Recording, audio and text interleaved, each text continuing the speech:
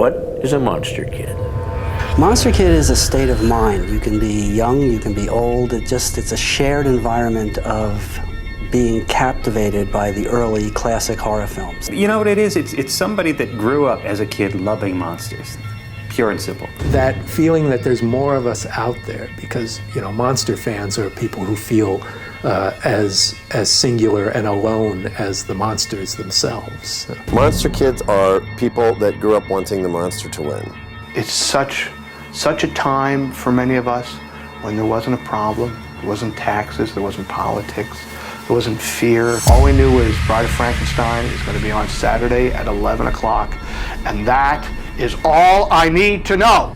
You have a passion that you just have to have certain things that are related to that genre. I think a monster kid is a kid when he was growing up, probably a little lonely sometimes, at least I was. You know, it's something about monsters that they're our friends in a way. At least they became that to me. A monster kid? Me! I'm the definition of a monster kid. I am Dracula. Even a man who is pure. The Bride of Frankenstein.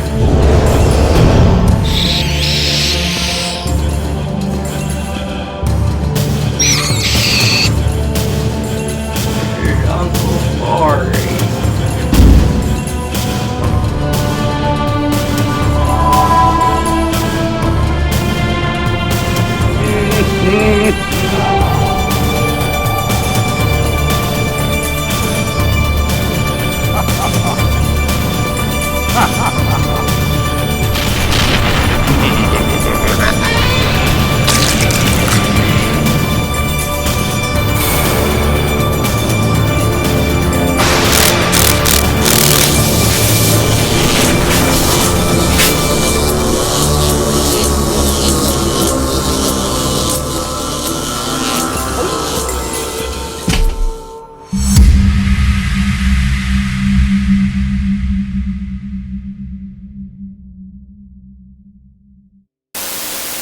All right, Monster Kids, I got a really special treat for you. You know the man. He has been instrumental in some of the best entertainment at Universal Orlando for the last decade, maybe more. And he's also been one of my best friends for longer than that. My gosh, we've been friends since '98, I think. But anyway, yes. Ladies and gentlemen, Michael Aiello. Hey, Mike. Hi, hello, Michael Roddy. I'm good. Thanks for having me on your show. Yeah, no, this is great. Well, I mean, you are the truest definition of a monster kid, just like myself. You're a later monster kid. You actually discovered this probably through I discovered them through Famous Monsters, but you're probably more of the Fangoria monster kid. That's absolutely right. Yeah, Fangoria and VHS. You know, that was my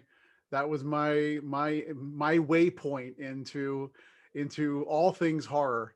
And my father, my father is a huge Universal Monster fan. I remember when I was growing up, in the den in our house that I grew up in, he had all of the original Aurora model kits that he built when he was a kid. On his shelf in his office next to all of his, my dad studied law and he was a police officer. So he had a bunch of books about law and order and all that stuff. But on the shelf with those books were all of these Aurora model kits, which I always thought was really cool. Yeah. Get rid of that Law and Order stuff. Let's get to the monster. Yeah. Right. Yeah. So he had all of those. Why don't you have those in your home, or does he still have? He has them. I imagine that there will be this passing of items at some point. But my dad is you can, if you're watching this, you can see my office is much like yours, Michael. It's there's a horror edge, but a slight hoarder mentality, right, to both of our offices. Yeah. My dad's the exact same way. He never gets rid of anything. I've gotten rid of stuff that I've told him I've gotten rid of, and he literally goes, well, why? Why did you get rid of that? Yeah. I'm like, well, I don't have any place to put it, you know? Yeah. Well, when your second office becomes the garage, it's problematic. I'm right there with it. Well, you know, you've been here, and it's like you're seeing the back wall of this, but it's pretty much this in four walls, and the same for you, you know. And it's interesting. So let's talk a little bit about that for a second, because it's, you know, hoarding and horror both start with an H and an O. But I know why I think I have all of this stuff that surrounds me and is my sanctuary, if you will. But why do you collect? Yeah, well, I think it's we have similar brains in this. I mean, you and I are very similar in many ways. But it's a comfort. I think it goes back to caveman mentality of, you know, you want your cave to be the things that you want to have around you. And you know, for me, this is a place of respite. This is a place of, you know, when I'm not burdened with other things, a place of creative activity. And, you know, I don't like blank walls. I'm much like you. You know, things have to be covered with the things that I love. You know, I've got, you know, I can see my family portraits and pictures are over here. I've got some Star Wars up here. I've got some horror on this side. You know, it's just, I just like to be surrounded in it. Especially lately, you know, where we find ourselves in these spaces more than we could have possibly imagined. Yeah, absolutely. These are places of I mean, this is a church in many respects. Yes. So what was the one that got you? So like, take me back to a young Mike Aiello. And what was that gateway for you, where you saw something or you read something that was basically like, I love that? And even though, I mean, there's a kind of a quality to MonsterKids where it's like other kids and parents and adults look at us like, why do you love that? But we do, and we just love it completely. What was it for you that really was your gateway? I mean, there is a singular event, and I think I've talked to you about this in the past, but not anyone else. The Frankenstein. I remember seeing Frankenstein at a very early age. I was in my room. I had a tiny black and white television that my mom had gotten me because I wanted a TV in my room. I think I was like 6 or 7 years old. So my mom found one at a garage sale, you know, the old, you know, black and white TV, antenna, foil. You know, cable existed, but not in my room. This was my only access to having some sort of screen next to where I slept at that time. And I remember late at night they were showing Frankenstein on one of the 6 channels that TV could actually attach to.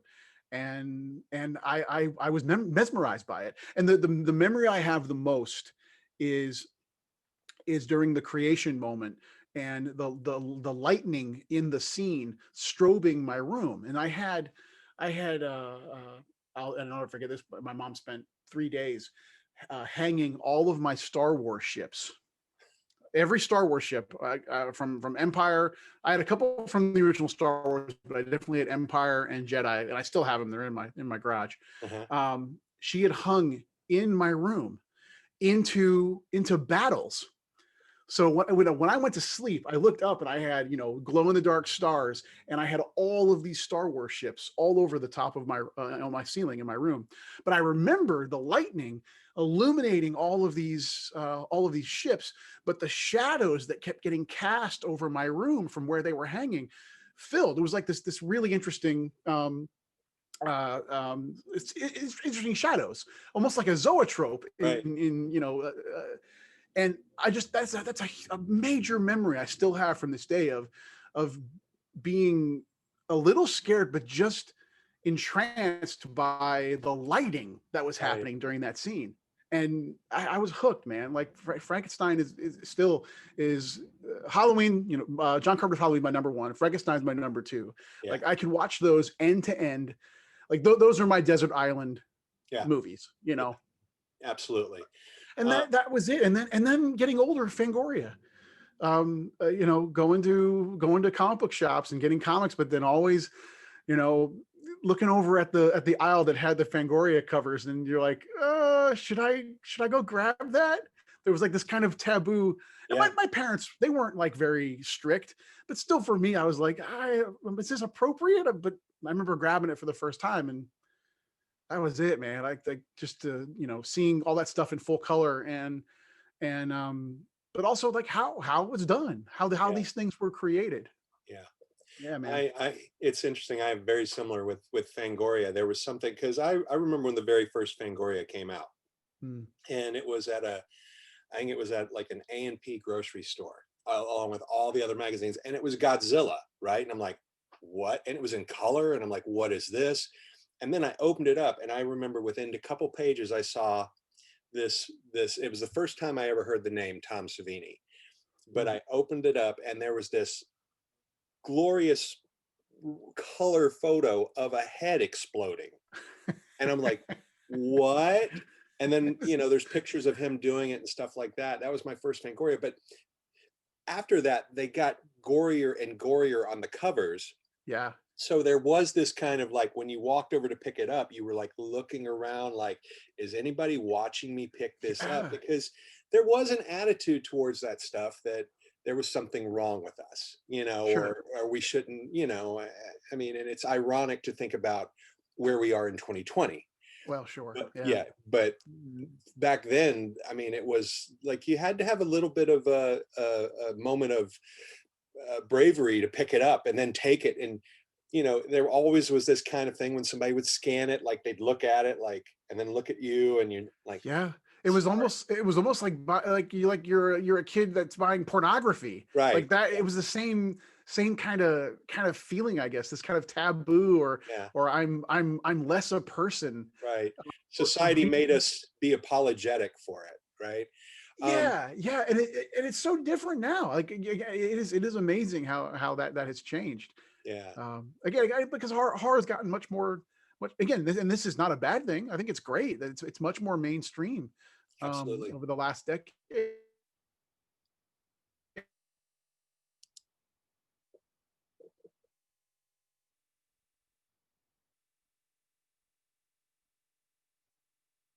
Are you there? Yeah, no, there you are. Okay. Yeah, no, you froze for a second. You were saying about over the last, horror has gotten more mainstream. Just pick it up. Yeah. So horror has gotten more mainstream in the last decade and a half, I think. Maybe more. I'm probably being too conservative with that, but the fact that it is much more accessible, is interesting. Yeah, well, I mean, look back at that kid that discovered Frankenstein, and if you could come forward and realize that you could have Frankenstein anytime you wanted to watch it in like the best possible resolution that it's ever been, better than people saw it in the theater in 1931. I always get tickled by that kind of stuff, is that, I think that's also, that kind of helped us with our collector mentality, is that it wasn't accessible for us. And now it is.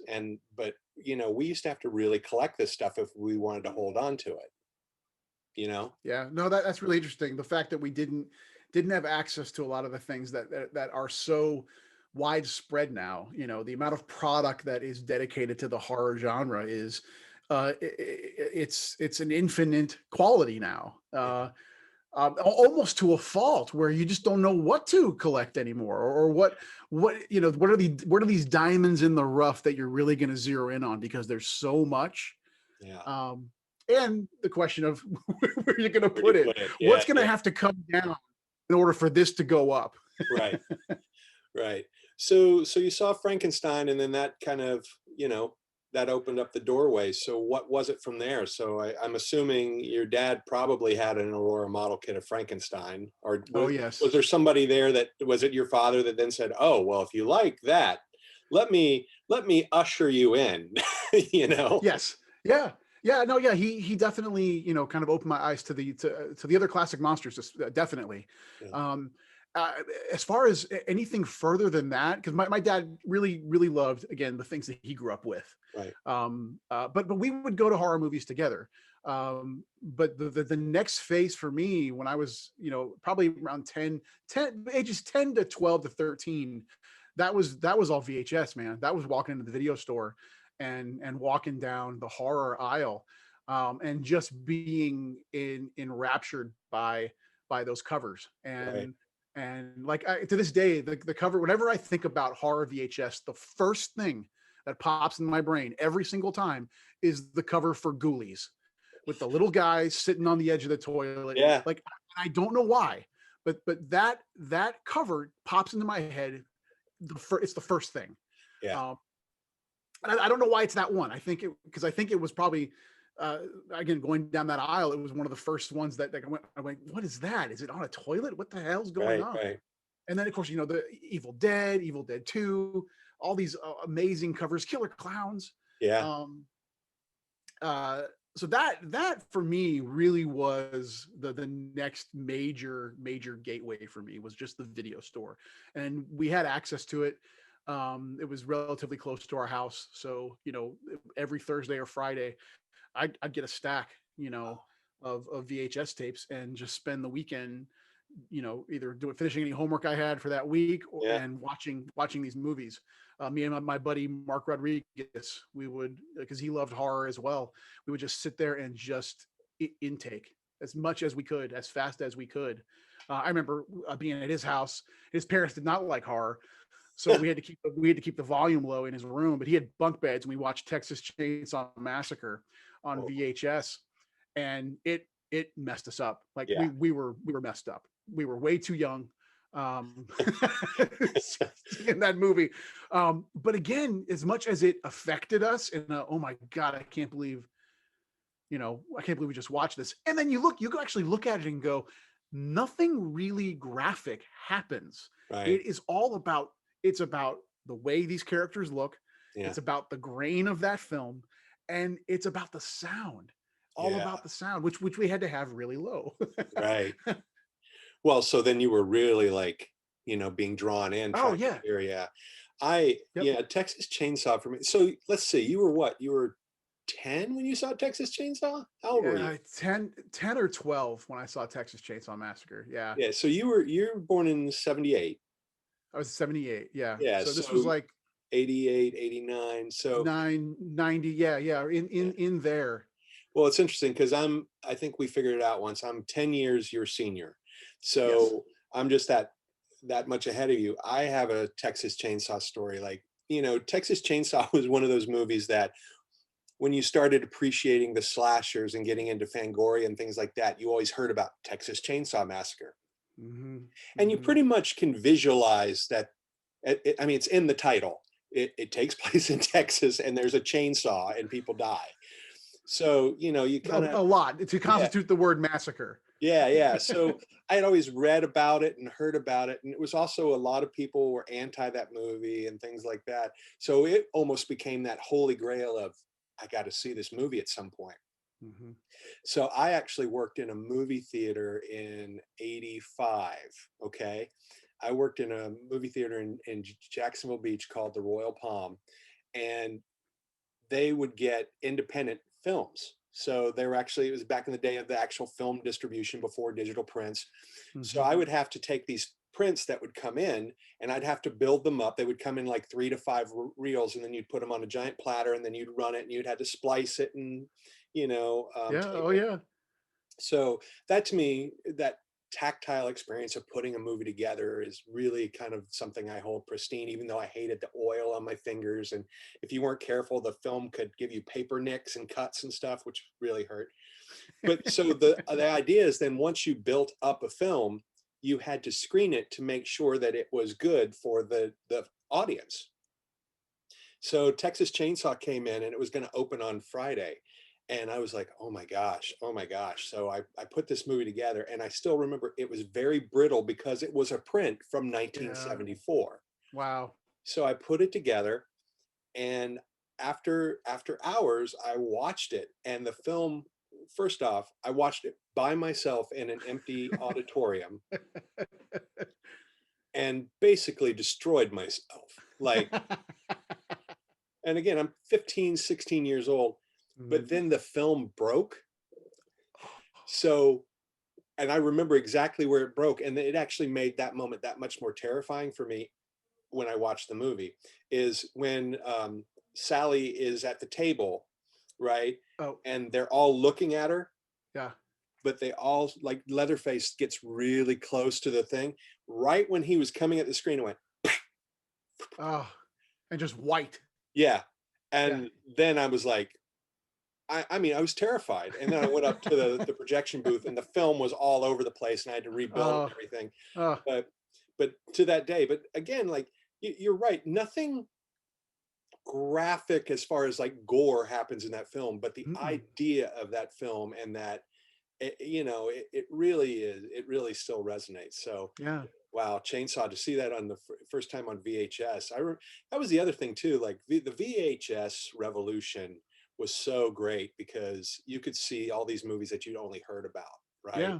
Yeah, So, well, because for me it was VHS or it was HBO, like right, the late night cable. right, That was that was Killer Clowns. yeah, Because I didn't see Killer Clowns on VHS first. I saw it on HBO, yeah, and a bunch of other stuff. But those were really the two outlets.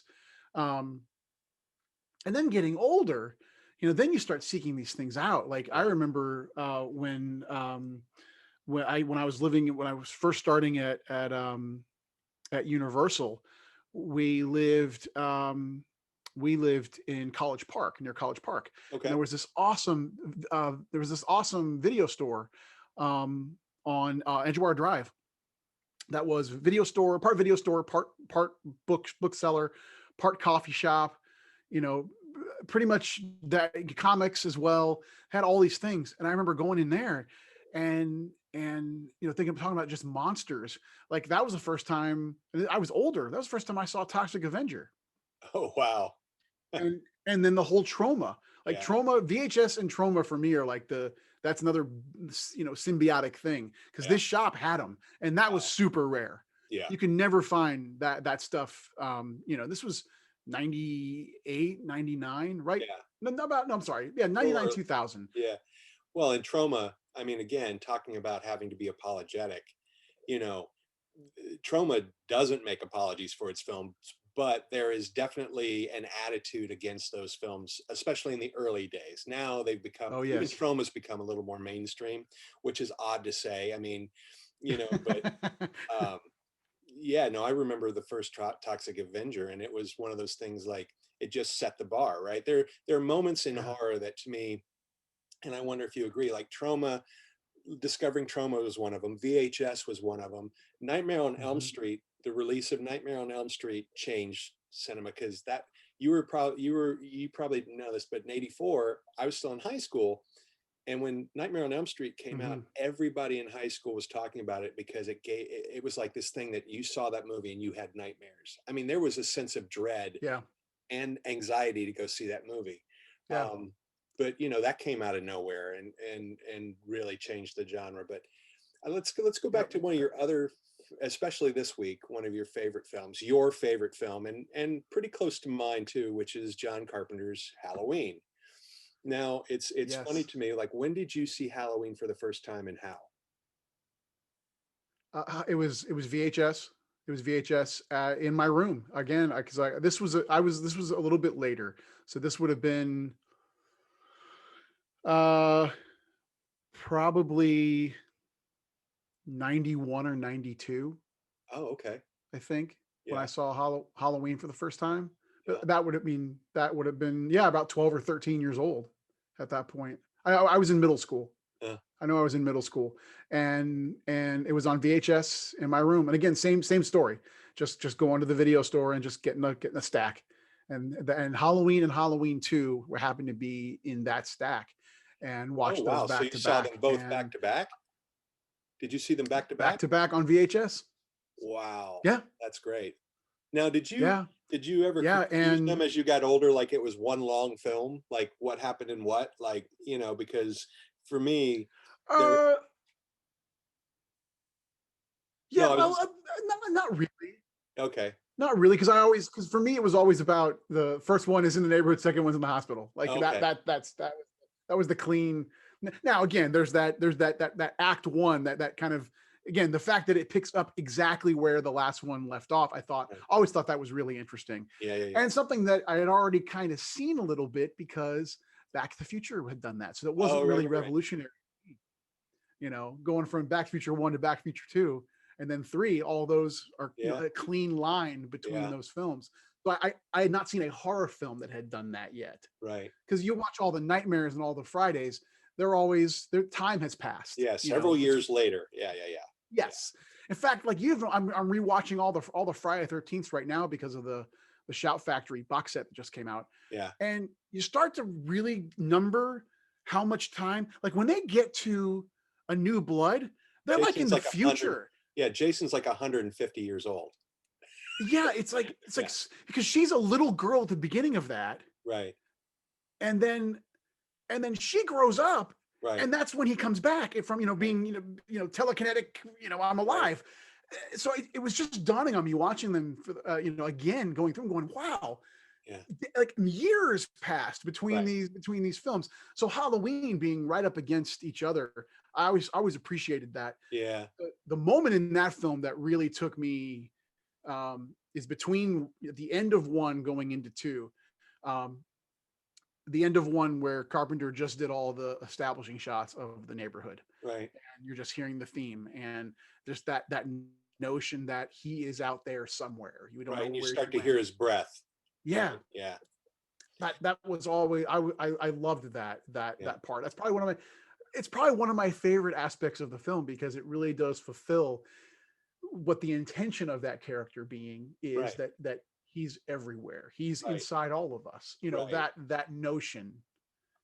I agree. Like it's funny because when 78, I was aware of Halloween. Like I saw the ads on television, and then more 79. Like because it became successful the next year, right? Mm-hmm. But so I remember seeing Siskel and Ebert review it, and I saw the ads the night he came home, and I had no idea what this movie was about, right? And then I didn't get to see it. I finally saw it. I wanted to see it. And there was not a theater where I was that was playing it because again, Halloween was an independent film and it wasn't convenient, like where I was living to go. Like they always got the blockbusters or things like that. Mm-hmm. But when I finally did see it, it was the weekend Halloween 2 was coming out. And NBC broadcast the original Halloween. And I saw that first. And then the next day I went and saw Halloween 2. But what's funny is I did get it confused so much. And I thought it was, that's from Halloween 2. And then when I got older, I was looking at it, I'm like, well, that's not in that. And then I realized the story, that Carpenter reshot all these scenes to bridge them for NBC, which, I know that Carpenter downs Halloween 2 a lot. I love Halloween 2. I love the idea that it's his sister. I think all that was great. Now it's been done to death so much. And by the other Halloween movies, by the way, it's not his sister, it's his niece, or it's his what have you. But that original notion, but that first time I saw Halloween and it was so impactful, and then he disappears. Yep. That to me was the scariest thing in the world because it did mean that it was supernatural. There was evil. Yeah. And the music, it's great. No, and that's probably why I love the character so much is and again, the films in certain portions of the franchise have tried to explain why he does what he does and how he gets the power to come back or not be harmed, or which again, and I appreciate all. Again, I love the Halloween franchise. For me, each film was its own thing, and then that writer director was doing their thing with that. How do we get people back into the theater? That's really all the Fridays, the Nightmares, the Halloweens that have all of these films. It was the challenge for those writers and those directors were, how do we get somebody back into the seat? Yeah. What little notion can we infuse in this film that is different than the other 6? Right. And I appreciate that because we are also in industries where we're constantly having to repeat the structure, but change the content. Right. So I really appreciate that. And I know, and we know how challenging that is. Yeah, no, I think it's interesting because I think you have friends too that do this. They're like, how can you like that? It's like, well, I'm looking at it because I know what they were trying to do. Like, I know how hard it is to make that interesting and engaging. So I applaud them for this set piece, or I applaud them for this design. Yeah, the movie might not have done what I wanted to do, but the fact that you created something, go forward and conquer. You know, as somebody like yourself who we've created stuff, there's nothing scarier than the blank page sometimes. Sure. Yeah. Well, yeah, and nothing is freeing at the exact same time. It's this amazing double, both sides of a coin. It's terrifying, but also it's anything. And just get through the haze of what you think might be good or what might people like, and just put the thing you want to do down. And that's hard. It's easy to say. It's so hard to do. Yeah. Especially these days where everything feels like everything is just, we're just all kind of cocooned right now. At times it seems kind of break into that mindset. But the Halloween franchise for me, that is my number one franchise, horror franchise. I love all of those films for different reasons. But I think it's very brave that franchise chooses to keep altering the relationship between its antagonist and its protagonist. I mean, they've done it 3 times now. I know. Well, 3 different times. There's Halloween and Halloween 2, and then she went away. Then she came back for H2O, which I was like, okay. H2O, which was a huge hit. And then she came back for Resurrection, which just the beginning. Yeah, spoiler alert, she dies. And then she came back. Not before the most passionate kiss ever. Oh man, that's a misstep to me. But I can see how somebody said, "Oh, this can be this," and then the way it looked and everything. It's just kind of like, no. There's so many. It's your brother. It's what's happening. But then I will say, at first I was against the new one because they were ignoring Halloween 2 and the fact that she was his sister. But it is as close to the original Halloween, I think, that and Halloween 4. Although Halloween 4, even though I love it and I love Donald Pleasance is in it, I don't like Myers. He's too big. Like somebody who directed that said, "Oh no, let's make Myers this hulking monster." It's like, no, Myers is not. That's what's so scary about him. But I see you have Dustin McNeil's Taking Shape book, which is amazing. He just came out with Taking Shape 2, which is an amazing book. Yes, I heard. I don't have it. I don't have it yet. I got to get it. Oh yeah, it's thick. It like makes that book look like like a pamphlet. And the new one is like, it's all of the unused drafts of the franchise, correct? Yeah, and stuff like there's a Halloween 3 that they were going to do that picks up what Rob Zombie was trying to do. And you and I've had a conversation about this. The thing that I'm glad they didn't do with Halloween 2018 was originally they were going to retcon that where Myers didn't disappear at the beginning. Like they were going to reshoot where Loomis shoots him and he falls, but he's still there and the police come and capture him, which to me, I don't think I would have, I don't know, I wouldn't have been able to deal with that just because, again, that's the essence of the Halloween movie is that, no, there is something supernatural going on. Yeah, and I think, and I know that was some early creative thinkings, and I think like any of us that have loved that franchise, at some point you go, maybe that's not the best way to reintroduce and also introduce this character to people, because that new film had to serve 2 different audiences. It had to appease everybody going into that theater, having loved everything about this character and this storyline over the last few decades. But then it had to also appease everyone that's coming in that has only seen Michael Myers on a T-shirt. Right. True. And I thought, other than what we've talked about, the mustache twirling Dr. Sartain Bond villain, I thought the movie did a great job. I really did. Yeah. So I'm in. Yeah. So let's talk a little bit about your dad, because I recently put 2 and 2 together, although I know we had to talk about this, but you went to a place, or your dad worked at a place that I worked at called Terror on Church Street, which was my first professional haunt experience. and your dad was somebody that was there, and I remember him, but I don't remember him as your dad because it was separate. But he was somebody that loved it and protected all of the actors that were there, and took great pride in being on our side and protecting that. So did your dad ever take you to Halloween Horror? I mean, Terror on Church Street? Yeah, oh yeah. I went quite a bit. So yeah, so my dad was a lieutenant. Well, he retired as a lieutenant with Orlando Police Department.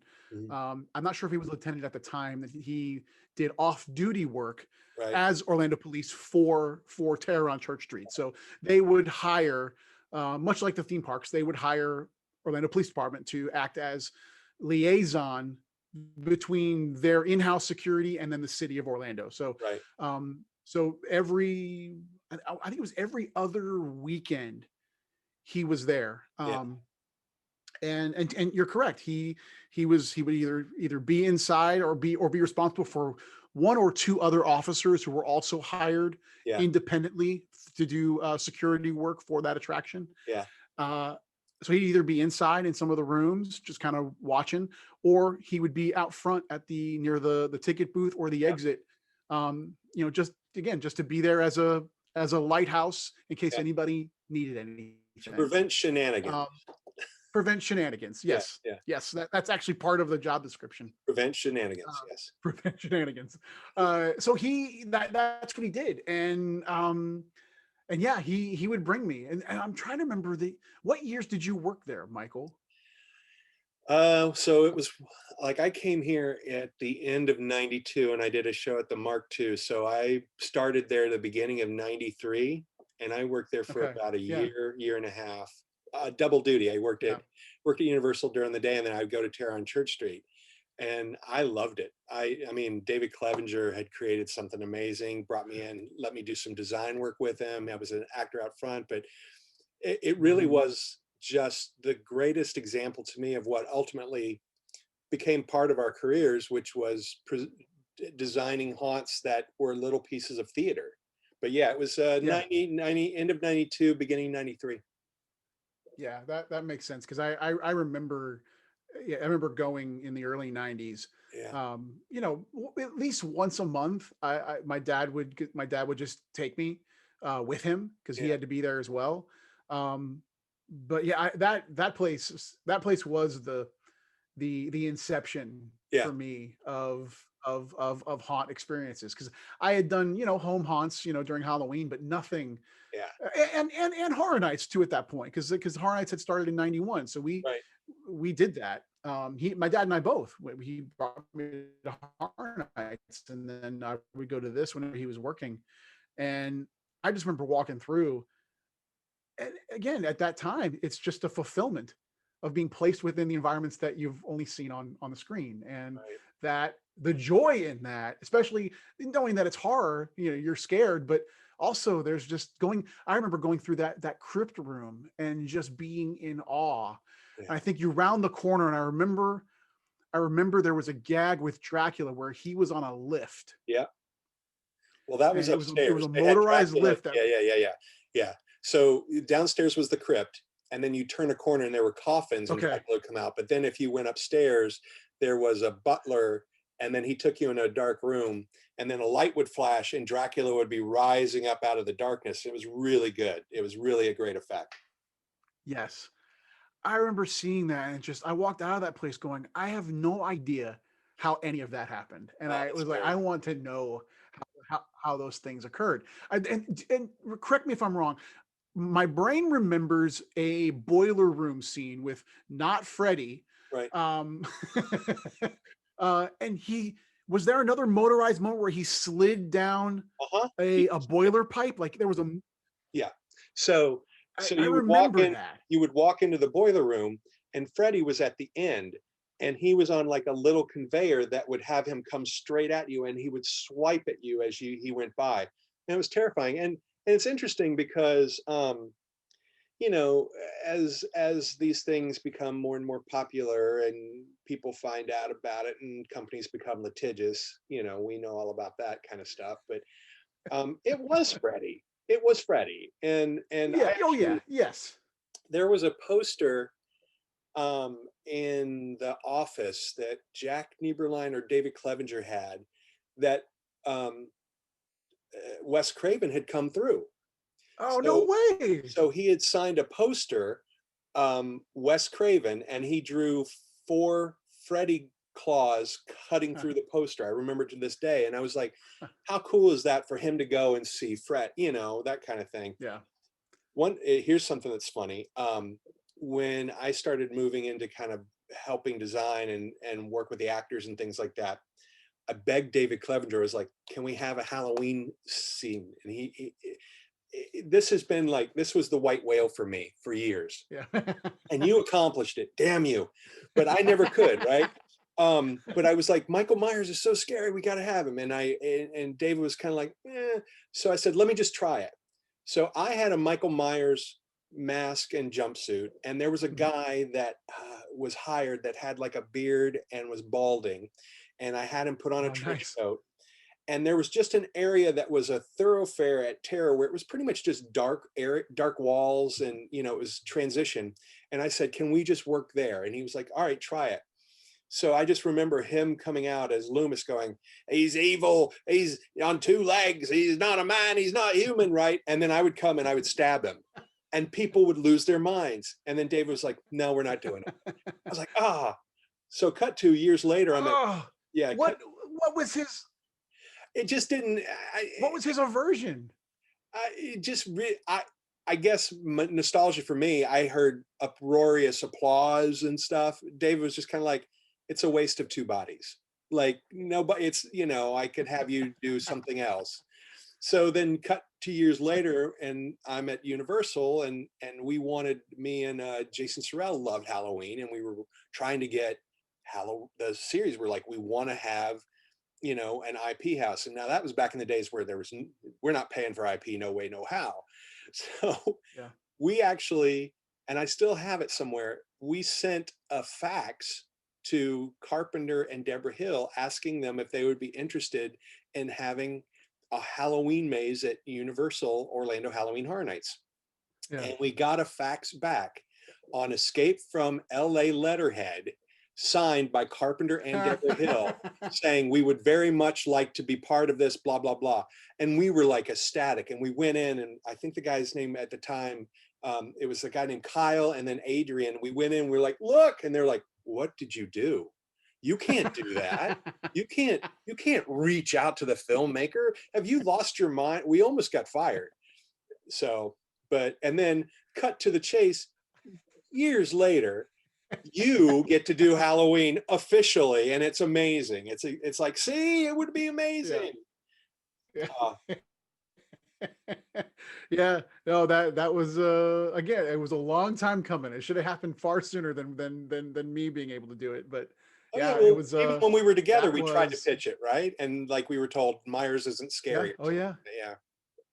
Funny.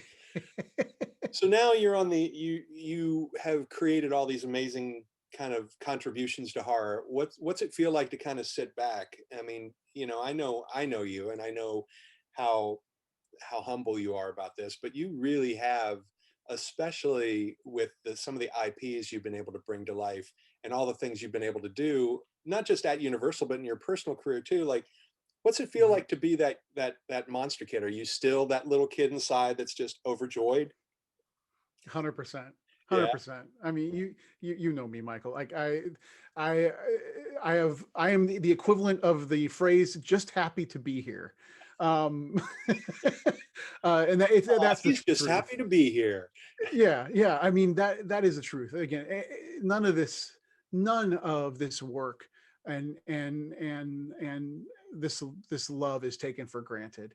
Of being and I know you're the same way, and there's so many others that are like us that were affected in the most brilliant way at a young age of these monsters and these environments, and that of being drawn to the darker side of things, but not because we ourselves are dark. It's just there's this pull.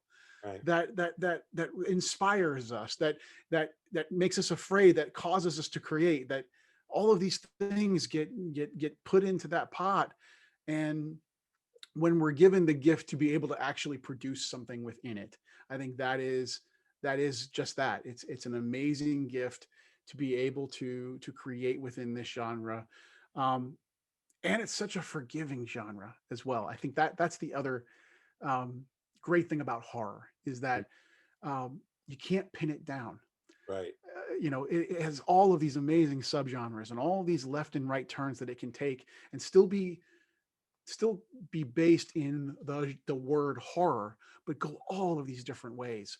And that, I think, is another quality that I know you and I really are drawn to it, is that it just has so many paths and different houses that a story can live in, that as long as it can fulfill that, it brings forth some sort of tension in you, or some sort of uh, something that just sets you off just slightly, you've done it. And that is what I love about horror. That's what I love about monsters.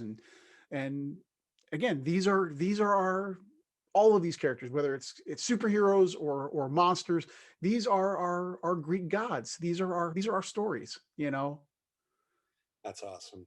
So I'm going on a limb here, but Frankenstein is your absolute favorite classic monster, correct? Yes, 100%. All right, so 100%. number two. Frankenstein, Which classic monster. Yeah, which is your is Oh, Karloff your favorite? yeah, Karloff, definitely. Oh, I love Glenn Strange. I even Lugosi did it a bit, and you kind of go, they're always going to be compared back to that original. Yeah, they're always going to be compared to Karloff. Yeah. In fact, even when I see art and photos, knowing that you can't use the Karloff likeness, you always go, well, it's Frankenstein, but it's still kind of not, because Karloff is Frankenstein. My second favorite classic monster is Wolfman. Okay. Why is that? Wolfman's my that's the one that I think is the most, that one feels most like what horror movies would become. Like, because Frankenstein's kind of a self-contained, it's man against himself. Right. Whereas as Wolfman then kind of breaks that mold a bit, in that, oh, this thing's going out and actually its intent is to kill. Because Frankenstein wasn't. The Frankenstein monster, that was not the intent. He's a victim of circumstance and of situation. Whereas Wolfman, that is also man against himself, but in a completely different way, in tapping into that more primal instinct and going out to do harm.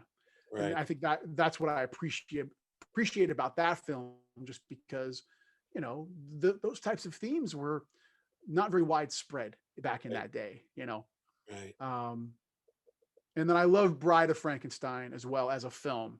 Yeah. For all of its pieces and parts, but the best thing I love about Bride is the score. Yeah. I love that film score so much. Yeah. And really the building block of that, his the more operatic approach that was taken with applying theme to character. Yeah. All of those building blocks that led to all the scores that we hear today. Yeah. I really appreciate that film for its music. Yeah, I agree with you. It's funny because most people don't realize this, but Dracula really doesn't have a score. They rescored it in later years, Philip Glass, but I mean they use Swan Lake at the beginning, and then it's virtually silent. Frankenstein has music, which is good, but it really is when they get to Bride that it's like, okay, there's a real theme there. And I think that carries too, like all the later classic monsters, then they became identified by a theme. Like the Wolfman had a definite theme, the creature, of course. It's interesting to me too, like you think about those classic monsters and that music, like what was it like to see those originally? Like I always kind of try to think back of all the stuff that we've seen over the years, and our young brains were desensitized pretty early on, but to see like to be in a movie theater and see Frankenstein the first time the monster, the first time he turned around, I can see how people fled the theater. Again, seeing it that big, people weren't used to seeing horror like that. No, not at all. I mean, it goes back to one of my favorite, early film clips is, and I can't remember the name of it, but it's with the 10-second footage of the train coming Oh, the down the train track. coming out, yeah, and people running. Yeah. Yeah. And people running from the theater thinking that it's going to break through. I mean, and they probably saw this thing at night and they're looking at an image that's the daytime and it didn't even matter, Right. But that idea that I think that also is something that was very much apparent in those early days of the horror genre on screen, is even just Pierce's makeup. No one had ever seen anything like that. Yeah. Even Chaney, even before then with Chaney, again, being able to apply a metamorphosis to an actor to that scale, Yeah, is equivalent to the first time we saw the dinosaurs in Jurassic Park. right. Absolutely. It's the exact same thing. I remember your jaw just goes, how the hell did they do that? Right. And for just a moment, it was real. And yes, you bought into the emotion of it. That's the thing I think that drew me. Like, I became a lifelong fan early on of Tom Savini, and I know you and I and him, we're all friends, and it's great. We've spent time together. I still always, though, to me, that's part of the fun of it, is also knowing how they did it. And again, you think about Lon Chaney, you think about Pierce, you think about Chambers, you think about Dick Smith, you think about Savini, and ultimately, the newer guys like Nicotero. I just love that they are our modern day illusionists. Because even though they can use CGI now and things like that, but for the most part, all that stuff with Savini, especially during those days, it was a magic trick. It was done on camera. There were it was misdirection, and then you'd see a bit of it, and it really was magic. And I just kind of, now knowing that you could pick up the phone and call him, and and he probably depending, you'd either get an hour and a half of just talking about old movies, or I'll call you later. But what's it like for you? I know for me, I still sometimes am blown away by the fact that we've become friends with some of these creators. What's it like for you? Oh yeah.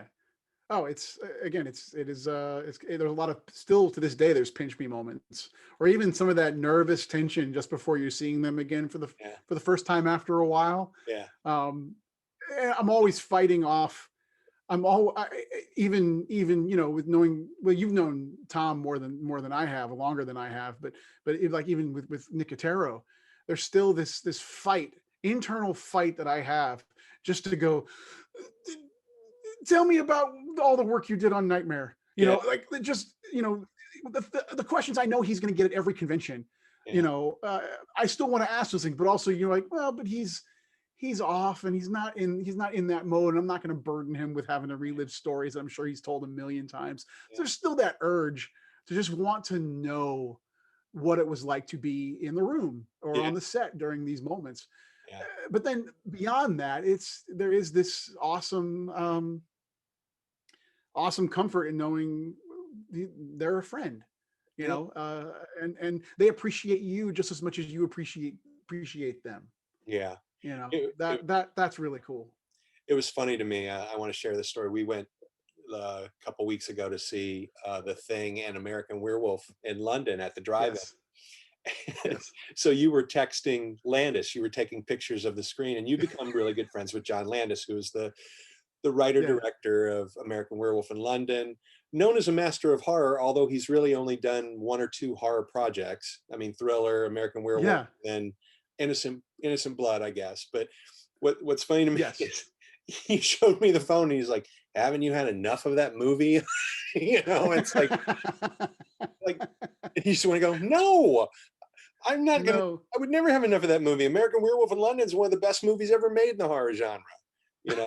Well, another awesome moment for me, when we were putting the maze up, I brought in my Blues Brothers poster, because for those who don't know, I performed as Elwood Blues for Universal in my early days with the parks. I was a performer, and I was Elwood Blues, the Dan Aykroyd role, and so I love Blues. You were the best Elwood we ever had. Wow, thank you.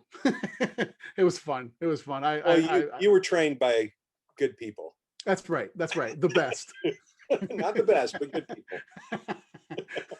But I remember, and again, I had been around him for quite a bit before this moment, but I remember my hands were still shaking, unrolling the poster to have him sign it, and shaking not because, oh my God, John Landis, but shaking more about, this is a moment, like this is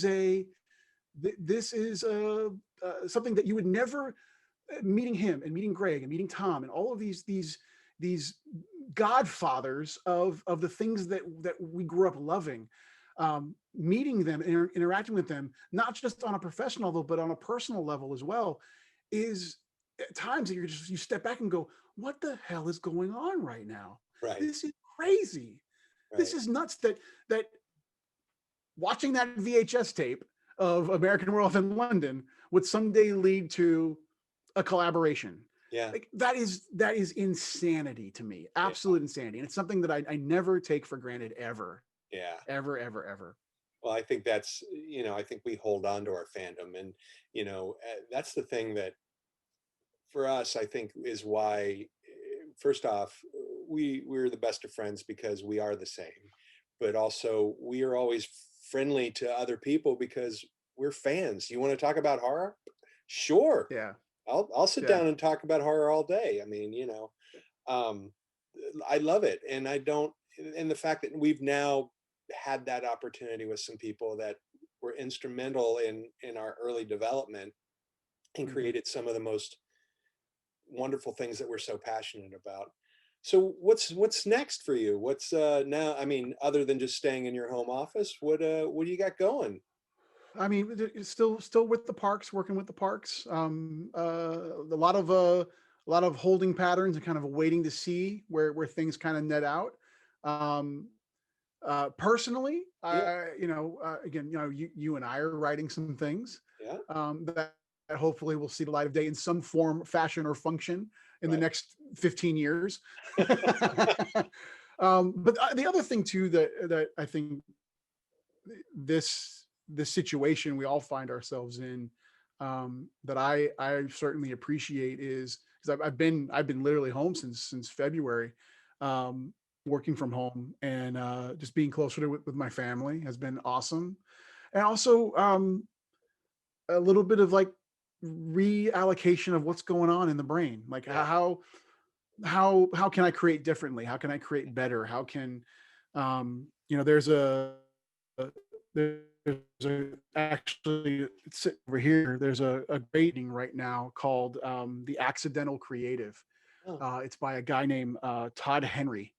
And it is just about re-examining and unlocking creative potential that is dormant in your own mind.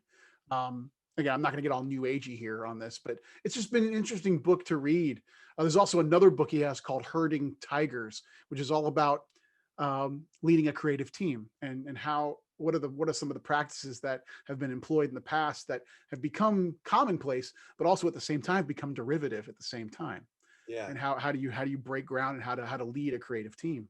So I've been reading Todd Henry is the author, and I've been really into his books. So a little bit of family time, a little bit of work, and a little bit of self-improvement at the same time. So speaking of family time, what's it like to see a clone of you coming? Your son Caden is also a huge horror fan and loves it, and different on some aesthetics, right? I think if you want to share, like, you've shown him some stuff and he's just kind of like, his mind's been like, what is that? But then there's some other things, like his biggest thing is killer clowns, right? He loves Killer Clowns from Outer Space. Yeah. He loves it. He loves it. That film, again, for him, that was his Frankenstein. That movie is like the first one he ever saw. Yeah. That and Trick or Treat. Those were the first. I'm sorry, Krampus. Krampus and Killer Clowns were the first two horror-esque movies, because again, they don't go too far into the genre. They're not too dark. They're fun. They're not. Yeah, Yes. they're not Texas Chainsaw. They're actually like, oh, that was fun. Yeah. No. And not that I'm not. Oh, I guess I think I'm a little more stricter on him than my parents were with me. Just trying to ease him in because I know the genre, you know, and what would be appropriate for him at this age versus, you know, being a little bit older. Mainly because I remember there's a lot of films I watched young that I simply only began to appreciate when I was older. That you check the box when you're young saying, oh, I saw that, but you didn't really understand it. Didn't really get the nuances within it. So I'm being more tempered with when and where and how he sees certain films, because I want to make sure, not that I don't think he's ready for it mentally, but that he can appreciate it. Sure. You know, That's great. but for him, he's way smarter than me at his age than I was at his age, by leaps and bounds. The kid's got a brain on his shoulders that is unreal. And I can already see him, you know, he just turned 15, and I can already see the analytical brain going on when he's watching something, you know, and literally we'll get done with the movie, or we'll even pause it in the middle, and he'll ask me questions about it. Like, so what is going on here, and why, almost questions like, why did the director choose to do this? He's already thinking about those things, you know, and I'm not hoaxing him into that thinking. He's just doing it. Right. So he loves story. He loves the layers. Like, again, he almost gets bored by if something is just too run of the mill. He's gonna again, the one thing you hope for your kids is that they're better than you in every aspect. Yeah. And already at 15, he's better than I was at 15. I can tell you that much. Well, you know, I think it's funny too. Like I remember him when he was so small, and he was so terrified of things, right? And he didn't want to go to Halloween Horror Nights for forever. And now he's like one of the biggest Halloween Horror Nights fans, you know, I mean, yes. And I just love that. And, you know, the fact that, again, I think there's a little bit of overcoming your fear, killing your dragon with horror anyway, that transition. And I love that Killer Clowns from Outer Space was one of those that did it for him. Yeah, and Child's Play. Chucky is his favorite. Chucky is his Michael Myers. Like that's his number one horror icon is Chucky. That's funny. I couldn't tell you why. He just goes, I just like it. He goes, I get that. I'm like, yeah, I understand. It's tough to quantify, but there's a reason why you're drawn to it. Yeah. Well, I remember distinctly. We went to, there's an awesome comic and toy shop in Altamont. Acme. Oh, huge. Acme. Yeah. Acme. Yeah. And I remember he was young, and there's a whole aisle dedicated to horror, and he would not walk down the aisle. Like, literally, we had to navigate the store to avoid that. And I just remember being a good dad, I'm like, okay, I don't want to put you through that, but also back of my head's going, oh my God, you're not going to like horror. Oh my, what am I going to do? Right. Yeah. Well, like it's funny too, because with my daughters, I was, you know, my wife was never going to let me scare them or things like that. But then as they got older, they were like, hey, we come in your office and this stuff's kind of cool. Like, we want to watch that, or we want to watch, you know, but I had that moment where I came home one day and I had wanted to show them Poltergeist, because to me, Poltergeist was terrifying. But again, I was looking at it with my sensibility, and I walk in the house and they're on the couch with two of their friends, and I'm like, what are you guys watching? And they're like, Poltergeist. And I was like, oh, it's scary, right? And they're like, I'm like, what? No. No, now they have an appreciation for horror, which is great. Like, it's funny because their fear of horror, like Ellie's afraid of aliens, like anything about aliens, and she is like, nope, don't want to talk about it, no way, no how. Whereas Jesse's more of the analytical critic. I remember she came up to me one time, she's like, I want to watch that Nightmare on Elm Street, that's supposed to be good, right? And I'm like, oh yeah. So we watched it, and she was like, "Dad, movies in the '80s are weird." And I'm like, "Oh, are you kidding me?" She just was like, "That's just No, weird." Yeah, not. I'm not I gonna get that sleep too. on Yeah, I just showed Caden about a month ago. I showed him Weird Science for the first time. I remember watching.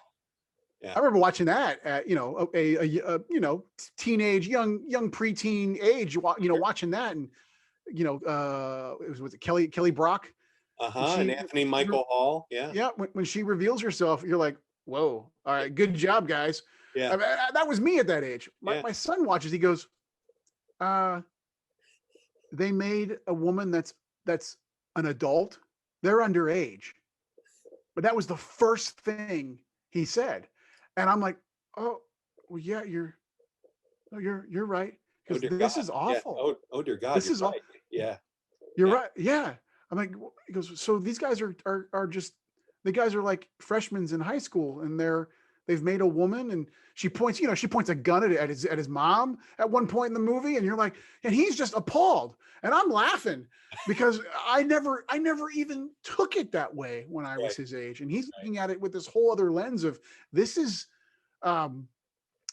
problematic. That was literally his quote at the end of it. What'd you think of it, Caden? He goes, problematic. I'm gonna make a Photoshop poster of that. Just the review. Problematic. That's awesome. Well, I also want to point out, like, like for the Haunter's Tale book, I asked Caden to contribute to it as the future of horror, because you have a contribution which is amazing, but then he wrote this really well thought out, touching essay on what it's like to be a teen watching horror in this day and age. And I just, you read that, and again, like the horror community, he will have a voice, and it will be amazing. I can't wait to see what he produces, like his dear old dad. Yeah. Yeah. That's very kind. That's very kind. He was so thankful that you asked him to do that, and he got done. He sent it to me first, and he's like, "Well, how was it?" I'm like, "Buddy, it's really good. How do you feel about it? He goes, "Oh, I really like it." I think it's awesome, man. Send it to Uncle Roddy. And then when you received it and you said you liked it, he goes, I'm gonna be published. That's awesome. So I know we're coming kind of close to the end of the thing.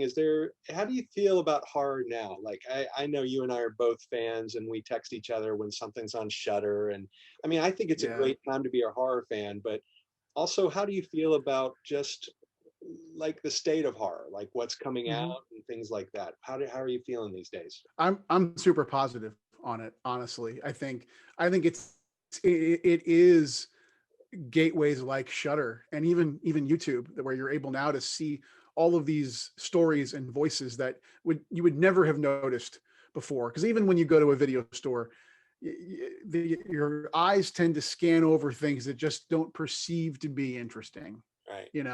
And to make that commitment to get it, take it home and watch it. Whereas now, with all of all of these ways to be able to take in all different kinds of stories from different viewpoints.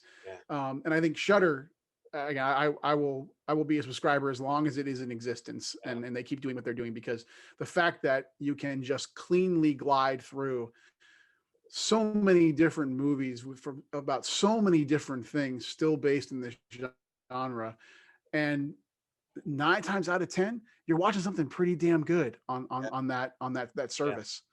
There's so many films I would have never engaged with if I had not had Shudder to be able to watch it through. So I'm really positive on it. I think times like this are again, there's going to be this resurgence. I think it's even happening now. Look at movies like Host that are using the things that are happening right now to be able to tell different types of stories. I think this era of confinement, this era of confusion, both politically and even from a moral standpoint, I think we're going to see some pretty interesting stuff in the next year and a half to 2 years of the product of story that was developed within the times that we're in right now. And I think that's, again, it's difficult. It's a weird thing to say, that there all this good's going to come out of this kind of horrible situation we're in right now. Right. But I think that is a light at the end of the tunnel, especially if you're a horror fan. Yeah. Well, I love, first off, Shudder to me, I'm just there with you. It's like I will have Shudder as long as Shudder is around, because very quickly they first off, Joe Bob, the fact that they have given him a forum, which is wonderful. And I also love the fact that there are films that I never would have been on my radar that are international, right? That are terrifying. And there's some really great voices that are coming out, and with stuff like Host, which to me was terrifying, and a very clever way of using technology and what's going on with confinement. So it's Halloween this week. What are your plans? Oh, I'm an old man when it comes to Halloween now. I've got, we're Summer and I, my wife, we're devising plans to distribute candy in a safe way. But most likely it's going to involve, I think this year, like last year, I dressed up as Michael Myers and just stood out front. My son dressed up as Shorty from Killer Clowns, and he scared people walking down the streets. I think this year I'm going to do a version of Michael Myers that is Quarantine Myers. I think I'm going to wear the mask. I'm going to wear, probably, I've got a Halloween button down that just has Michael Myers' face all over it. Yeah. And then some shorts and some flip flops, and have my cooler of beer and just sit out there in a lawn chair instead and be more Quarantine Myers. That's great. That's wonderful. Oh my God. Did you see Halloween is Canceled? Have you seen that short film? Oh, yes. Yeah. You sent it to me. Yeah. Yes. That to me is brilliant. Just that Myers, they shot it in all the locations where the original Halloween was filmed. And Myers is there looking for victims, and there's no one there. Halloween's canceled. So, well, Mike Aiello, thank you for keeping horror alive. Thank you for your friendship. You are my brother. And thank you for your time. I know time is valuable, but what a great way to spend it with you. Roddy, I love you to death, man. And thank you for having me on. And honestly, this was the best hour and 11 minutes I've had all day. Wonderful. Well, maybe we'll do it again. I would love that. All right, brother. Take care. You too.